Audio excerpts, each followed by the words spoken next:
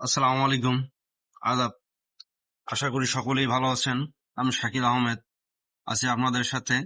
আর আমি এই মুহূর্তে আছি আমার ইনফো ভাই শাকিল নামের যে ফেসবুক পেজ, আমি সেই ফেসবুক পেজ থেকে বলছি। তো যাই হোক, আজকে আপনাদের মাঝে যে বিষয়টা নিয়ে আসলাম সেটি হচ্ছে ডাচ বাংলা ব্যাংক এর যে শিক্ষাবৃত্তি কার্যক্রম সেটি নিয়ে। তো আসলে এই শিক্ষাবৃত্তির আবেদন চলবে আগামী 14 মে থেকে 8 জুন পর্যন্ত।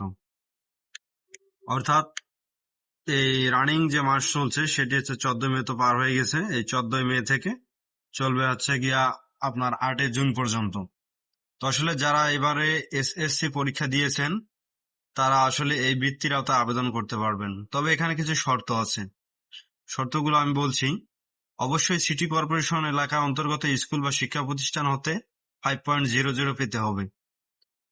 আবার জেলা শহর এলাকা অন্তর্গত স্কুল বা শিক্ষা প্রতিষ্ঠানের যদি শিক্ষার্থী হয়ে থাকে তাহলে সেক্ষেত্রে 5.00 পেতে হবে, অর্থাৎ জিপিএ 5 থাকতে হবে। যদি গ্রামীণ অথবা অনগ্রসর অন্তর্গত স্কুল বা শিক্ষা প্রতিষ্ঠান থেকে পাশ করে থাকে সেক্ষেত্রে 4.83 থাকতে হবে। অবশ্যই সেটি চতুর্থ বিষয় বাদ দিয়ে, অর্থাৎ 5.00 শহর অঞ্চল বা সিটি কর্পোরেশন জেলা শহর অঞ্চলের শিক্ষা প্রতিষ্ঠান হলে চতুর্থ বিষয় বাদ দিয়ে 5.00 থাকতে হবে। এবং যদি অনগ্রসর গ্রামীণ অঞ্চলের শিক্ষা প্রতিষ্ঠান থেকে পাশ করে থাকে সে সমস্ত শিক্ষার্থীর রেজাল্ট অবশ্যই 4.83 থাকতে হবে এবং সেটি চতুর্থ বিষয় বাদ দিয়ে থাকতে হবে। তো এই হলো শিক্ষাগত যে ক্রাইটেরিয়া বা শিক্ষাগত যে যোগ্যতার বিষয়, সেটি হলো এটি। আর আবেদন চলবে, আবারও আমি বলে দিচ্ছি, আবেদন চলবে 14 মে 2024 থেকে 8 জুন 2024 পর্যন্ত। তো এই বৃত্তি কার্যক্রমে আপনারা যদি আবেদন করতে চান তাহলে আপনাদের স্থানীয় বা পার্শ্ববর্তী যে কম্পিউটার বা অনলাইন স্টুডিওর যে দোকান আছে আপনারা সেখান থেকে আবেদন করতে পারবেন। আর আসলে মূলত আমারও ব্যবসা প্রতিষ্ঠান আছে, যারা আমার ব্যবসা প্রতিষ্ঠানের আশপাশে আছেন তারা আমার এখান থেকে আবেদন করতে পারবেন, কোনো সমস্যা নাই। তো আসলে এই বৃত্তির আবেদন করতে গেলে কিছু ডকুমেন্টস লাগবে। সেই ডকুমেন্টস গুলোর আমি নাম বলে দিচ্ছি। সেটি আবেদনকারীর পাসপোর্ট সাইজের রঙিন ছবি লাগবে, পিতামাতার পাসপোর্ট সাইজের রঙিন ছবি লাগবে, এসএসসি সমমান পরীক্ষার নম্বরপত্র ও প্রশংসাপত্রের স্ক্যান কপি, অর্থাৎ এসএসসি সমমান পরীক্ষার নম্বরপত্র ও প্রশংসাপত্রের রঙিন কপি লাগবে। তো এটি মূলত সংযুক্তি বা অ্যাটাচমেন্ট, এগুলো আবেদনের সময় অবশ্যই স্ক্যান করে আপলোড দিতে হবে। তো এখানে আরো কিছু বিষয় আছে, সেটি যে সব ছাত্রছাত্রী সরকারি বৃত্তি ব্যতীত অন্য কোনো উৎস হতে বৃত্তি পাচ্ছেন তারা ডাচ বাংলার এই বৃত্তি কার্যক্রমে আবেদন করতে পারবেন না।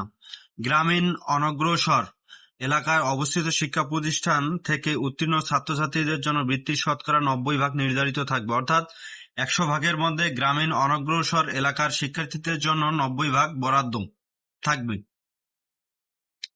এবং মোট বৃত্তির শতকরা 50% ছাত্রীদের প্রদান করা হবে এবং অবশ্যই টোটাল বৃত্তি কার্যক্রমের শতকরা 100 জনের মধ্যে 90% ছাত্রীদের প্রদান করা হবে। তো এই ছিল আজকের ভিডিও। যারা আসলে এবারে এসএসসি পরীক্ষা দিয়েছেন গ্রাম অঞ্চলের বা অনগ্রসর গ্রামীণ অঞ্চলের শিক্ষার্থীদের জন্য 4.83 অবশ্যই চতুর্থ বিষয় বাদ দিয়ে, এবং যারা সিটি কর্পোরেশন এলাকার অন্তর্ভুক্ত অথবা জেলা শহর এলাকা অন্তর্গত শিক্ষা প্রতিষ্ঠান থেকে পাশ করেছেন তাদের জন্য শিক্ষাগত যোগ্যতা লাগবে 5.00, অবশ্যই সেটি চতুর্থ বিষয় বাদ দিয়ে। তো অবশ্যই আপনারা আপনাদের নিকটস্থ যে কম্পিউটার অনলাইন স্টুডিও দোকান আছে আপনারা সেখান থেকে আবেদন করে নেবেন। আর যারা আমার পার্শ্ববর্তী এলাকায় আছেন তারা আমার এখান থেকে আবেদন করতে পারবেন, কোনো সমস্যা নেই। তো এই ছিল আজকের ভিডিও। অবশ্যই আবার স্মরণ করাই দিচ্ছি, আবেদন চলবে 14 মে 2024 থেকে 8 জুন 2024 পর্যন্ত। আর আমি আপনাদের সুবিধার্থে কমেন্ট বক্সে বিজ্ঞপ্তিটি দিয়ে দেবো, অর্থাৎ অরিজিনাল বিজ্ঞপ্তিটি আমি আমার কমেন্ট বক্সে দিয়ে দেবো। আর সকলের প্রতি আমার একটা উদাত্ত আহ্বান, সেটি আমার এই যে ফেসবুক যে পেজ থেকে আমি শেয়ার করেছি ভিডিওটি, অবশ্যই আপনারা এই পেজটি ফলো দিয়ে রাখবেন এবং লাইক দিয়ে রাখবেন। সমসাময়িক সকল বিষয়ে অবগত করার চেষ্টা করব আমি এবং সবকিছু আপডেট দেওয়ার চেষ্টা করব। আসলে এই পেজটি আমার লাইফস্টাইল বা আমার দৈনন্দিন কার্যক্রমের একটি প্ল্যাটফর্ম, অর্থাৎ মানুষের ব্যক্তিত্ব আসলে এখন সব ডিজিটালাইজড বা স্মার্ট হয়ে যাচ্ছে। মানুষ আর এখন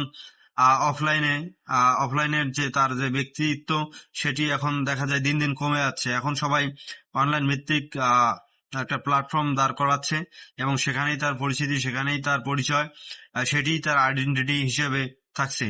তো সকলকে বলবো অবশ্যই আপনারা আমার এই পেজটিতে ফলো দিবেন এবং লাইক করবেন, ঠিক আছে? আর ভিডিওটি যদি ভালো লেগে থাকে অবশ্যই শেয়ার করে দিবেন, এবং আমি মনে করব যে ভিডিওটির দ্বারা আপনারা বা আপনাদের আশপাশ বা পার্শ্ববর্তী কেউ না কেউ উপকৃত হবে। ধন্যবাদ সকলকে।